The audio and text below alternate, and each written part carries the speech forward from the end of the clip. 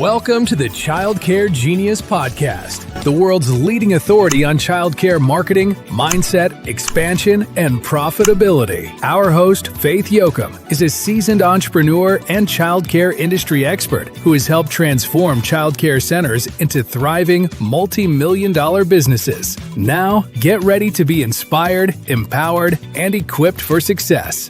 Your host for the Childcare Genius Friday training, Faith Yocum. Hi, welcome to the Childcare Genius Podcast. Today we are going to be talking about building parent trust before problems happen. So how many times has something happened and you've had to approach a parent about it? Maybe there was an injury or an incident or some behavioral issues and it didn't go so well, right? Parents didn't believe that the child did a certain thing, or, the way they were injured was as innocent as, as it really was. Or maybe the child contracted hand, foot, and mouth, right? I mean, it's impossible to prevent, but maybe they're very angry about that, right? You send out the hand, foot, and mouth notice, or you have to send a child home because, they have lesions and they're exhibiting the symptoms, and the parent automatically assumes it's your fault, right? Why do these things happen? Well, it's because you haven't built the trust with the families, okay? There are a million small interactions that occur that build trust, not just during a crisis, okay? You need to be proactive, communicating instead of reactive, okay? So, a couple other things. Admit mistakes quickly, explain the plan to fix them, okay? We're not perfect. We're humans, and this is a service industry, right? It's not a robot industry. So mistakes will be made. Even with the best of intentions, mistakes will be made. Or things will happen as an unintended consequence of something else, right? Admit it, explain it, and own it. Okay, there's a lot more trust when you say, you know what, we had a system we thought was robust enough. It still allowed this situation to happen. And now we're able to look back and say, how did this happen? What was the true root cause? Like, even with our system, what allowed this to happen? And we plug that hole. This is how we're doing it now to make sure we can prevent a reoccurrence, right? And we're going to continue to monitor it and make sure that the fix we put in place actually prevents this, okay? So just own it. We're people.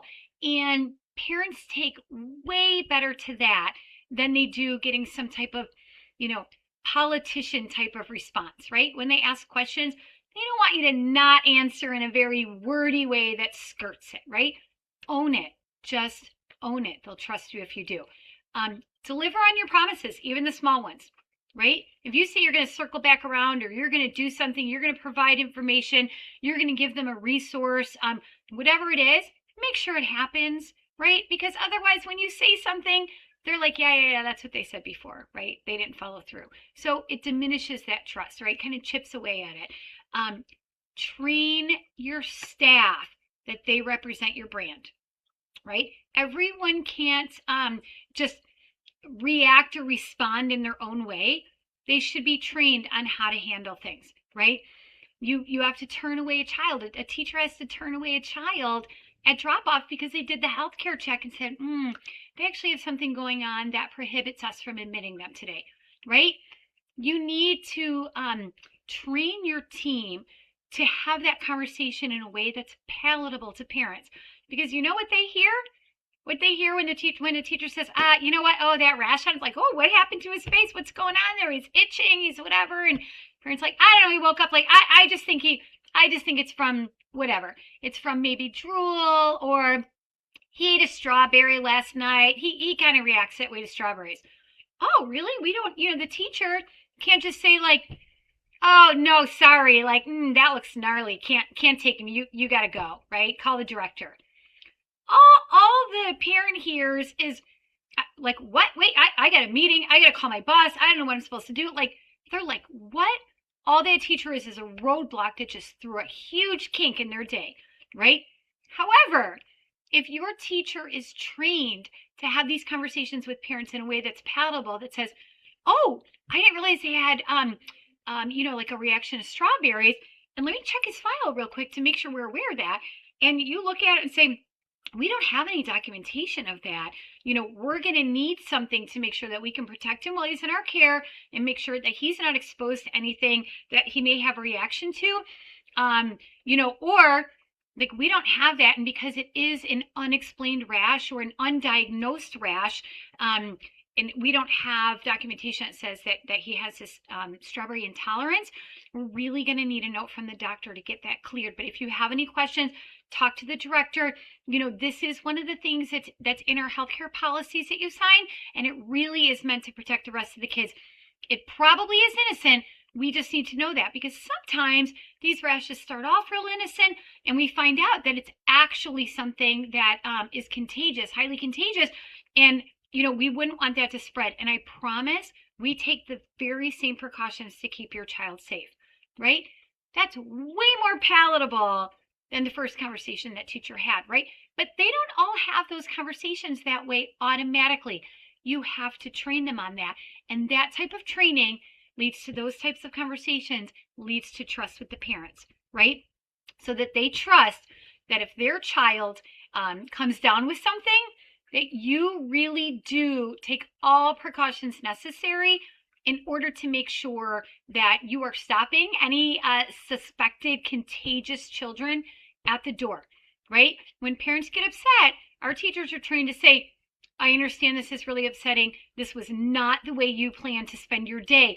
But I promise we do these very same things to with other children when they exhibit contagious symptoms at drop-off in order to protect your child, right? We've had a lot of other things that your child hasn't been exposed to, because, we do uphold the healthcare plan that we presented to you, when you enrolled. So we promise this is for the safety of all the children, and it has benefited your child. But I know that can still be hard when you expected to drop off your child and go about your day, and now, this is putting a little wrinkle in it, but I promise it is for the good. And if you do have any more questions about what's needed or, why this is happening, please reach out to our director. She can answer these better. And hopefully it's nothing, and, your child comes back tomorrow or even later today, right? If you find out we got the all clear, this rash is non-contagious, whatever it is, definitely bring him back. We really love to have him. Right? That builds the trust, okay? That builds the trust. You need to have those things. Same things with behaviors, right? You start having behaviors either for a child who has not exhibited behaviors before, difficult behaviors, or for a child who's maybe just transitioning to a new classroom or is new to your school, right? Be open with the parents. But make sure you have prepped your teachers how to have these conversations with parents, right? Because you have a new student or somebody who's just new to the class or a kid who's exhibiting new behaviors. The parents come and pick up and you're like, yeah, he had a rough day today. Whoo, really handsy with his friends. Here's the incident report, right? That's really not the way parents want to hear that. We need to have conversations that build trust, because what happens is you do something like that, your teachers have a conversation like that, and what happens is they think, whoa, the new parent is like, whoa, my kid is not liking it here. This is not like him to act like this, right? Or a child who's been with your center before, for a long period of time, and he's just transitioning to a new classroom, and this is his experience, in the classroom. This is how he's reacting. This is what the parent is hearing at pickup. They think, wow, that never happened in, Miss So-and-so's class before. Like, he's been here for years. Like, it must be the teacher, right? He doesn't like the teacher. What's happening in this class that's causing my child to act in ways never acted before, right? They immediately start suspecting your team, your class, your environment, your school, right? Or you have a child who's suddenly exhibiting new behaviors. That has to be managed differently too, right? We need to say, hey, mom, is something going on at home? Because suddenly, they're very disruptive, they're really, they're not listening very well. When we ask them to do something, they're kind of firing back in a way that's not like them. If we are being open and honest with the parents, if you have new kids in the classroom, new kids who have just transitioned to the classroom, or children who are exhibiting new behavior, even though they're legacy kids in our classroom, right? We need to have those conversations right and transparent. So new kids in the class or new kids to your school, We say, hey, you know what? He had a really good day overall, some bumpy times, right? Like, it's to be expected. They're new to the class, had a little trouble sharing, or maybe didn't want to quite follow along, but don't worry. This is not new to us, and this is very typical behavior for a child in a new environment, right? But we specialize in helping kids through this, right? Transition into a new environment, transition into the new teacher. So we're just keeping you informed. This is not unusual. We're going to help them. We're going to help them work through it. And trust me, all these other kids you see in the classroom, they went through a transition period too, to varying degrees, right? But that's what we're here for. We're just letting you know how things are going because we want you to have, a realistic picture of their day. It wasn't all bad. It was a little bumpy at sometimes, but we're going to work with them on that, okay? So nothing you need to do, mom and dad. We're just making you aware of their day, right? And then as they go through that transition period and behaviors improve, guess what? If you have to go back to that parent later on and say, hey, we're having an issue with your child's behaviors, right?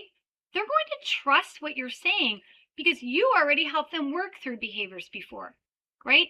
Or maybe they actually don't get through those behaviors all the way, and there's still something that's becoming problematic in the classroom. Either they're creating an unsafe environment for themselves or others, or their behavior is just so disruptive that the class can't continue their activities, right? Or they need more one-on-one care than what we can offer in a group environment. The fact that you've been transparent with those families throughout the way, right? And we're still working with them. And this part of it has gotten a lot better, but boy, we're still really struggling in this area. When you get to the point where like everything else has improved, but there's still this one thing, mom, that we just can't, he's really struggling and it's become very problematic in the classroom. We are going to put an extra set of hands in the class. We're going to put some more support in the class during this period in order to help with that. When you have to then go to the next level and say, you know what, we think he needs to be evaluated for something, right? They trust in that because you've been open with them the whole way, right? And if you spend that extra time building trust with your families, for example, you have a child who suddenly is having trouble at drop-off, right? Maybe there's some changes in the household. There's a new baby. They've moved to a new house, whatever it is. They're struggling with transition. Or they moved up to a classroom, right? And everything's fine until mom walks in the door with that child. And all of a sudden they're like, Mommy, don't go. I don't want to go. You know what? If you know that that's happening, because you should have communication with your teachers and they should know that they should be talking with you or the director about these things. If you know that's happening, make sure there's somebody available, like the director or you, or maybe even your kitchen person, right? Sometimes I say, oh, Emily, what's going on? Why the tears? Like, wipe off those tears. I need a breakfast helper, but we can't be dripping tears into breakfast when we're pushing a cart, right? Like, here, and like, you want to be my breakfast helper? And they're like, yeah. And they just like leave mom. And I'm like, no. Here's the tissue. Wipe the tears. Give mom a kiss. She's busy. She's got places to be. Like, let's go push that breakfast cart, And they're like, bye, mom. They're wiping the tears. They're like, let's go push the breakfast cart, right? That's a nice distraction. And then mom's like, oh, thank you, as they're walking out the door because they don't want to drop off a crying child and go about their day, right? They know that you are going to be there to support their child and in turn support them through those bumpy times, right? So that, maybe their child gets an illness, right? That's going around. Maybe there's an injury or an incident at your center. Your parents are going to trust that you're there, that you're supportive, that you're transparent, and you do go out of your way to take care of those kids, to take care of the families through the easy times and the hard times, right? The biters, all of those things. Be transparent. Teach your team how to properly communicate in a way that's supportive of these families and still draws the line at your policies, right? If you build that trust, those difficult conversations that inevitably happen are going to be much easier, okay? So identify one area this week where you can proactively communicate with your families. Maybe it's, hey, just letting you know, we're going into whatever season, right? It's summer season. We want to make sure that you're aware this is what typically happens, okay? So, or, you have parents, it's hot outside, so they start sending their kids in open-toed shoes and flip-flops, right? all you see is a playground injury waiting to happen, right? Send that stuff out proactively, because all of a sudden the parents, they pick up and you're like, yeah, little Emma's all upset because she had to sit out and she couldn't run around because her shoes weren't safe and they violated policy and you didn't have a spare pair that would fit her, right? Or maybe mom and dad have already signed something saying to not put, extra shoes or, center shoes on my child. Then you send something out proactively. It says, hey, just a reminder, I know it's really hot outside, but we need closed-toed shoes. They have to have a back strap on them. Sneakers are best for safety, because if your child is not dressed appropriately, it's not safe for them and they won't be able to participate in some of these activities, right? So be proactive, have those communications, build that trust, get that stuff going, right? We go into winter like, hey, mom and dad, it's RSV season, or we're coming into hand, foot, and mouth, or flu season. These are the precautions we're going to be taking so that they're aware and they don't get surprised, okay? Trust builds trust, okay? Trust in them, they trust in you, but it's not an accidental thing, okay? It is something you have to do intentionally, and it is a million little interactions that create that trust. It's not the big things, okay? When there's a violation in your center, and maybe CPS is involved, even if it's unfounded, they have to contact those parents.